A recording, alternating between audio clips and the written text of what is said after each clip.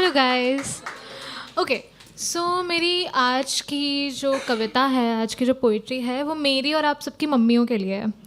Okay, और मुझे ऐसा लगता है कि हम लोगों ने हमारे मॉम्स के सैक्रिफाइसेस को बहुत ग्लोरीफाई करके रखा है।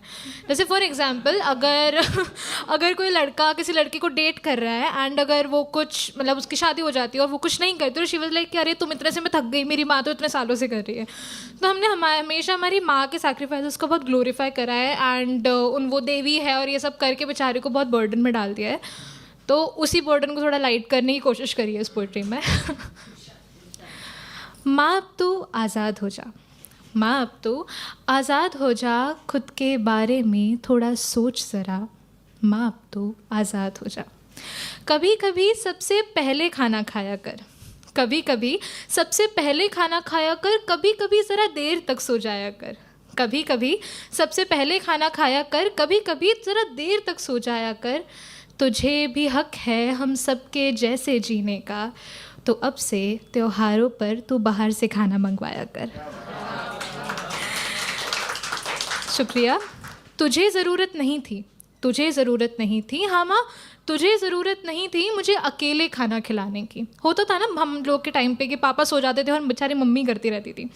तो तुझे ज़रूरत नहीं थी मुझे अकेले खाना खिलाने की, तुझे ज़रूरत नहीं थी रात भर जग कर मुझे अकेले लोरी सुनाने की।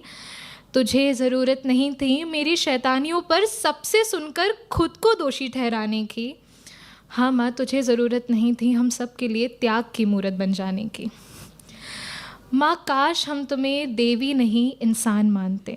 माँ, काश हम तुम्हें देवी नहीं एक साधारण इंसान मानते, तो शायद हम तुझे समझ पाते, तुझे तेरे हिस्से का आराम दे पाते, तेरे पहले नहीं तेरे साथ खाना खा पाते, तेरे नाजुक कंधों पर से ये देवी शब्द का भार हटा पाते, तुझे बेचारी माँ से बेबाक बेपरवाह माँ बना पाते।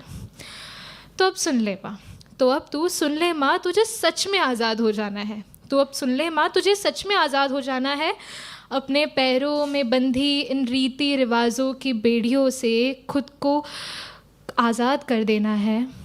अपने बारे में अब से तुझे सोचना है। शुक्रिया।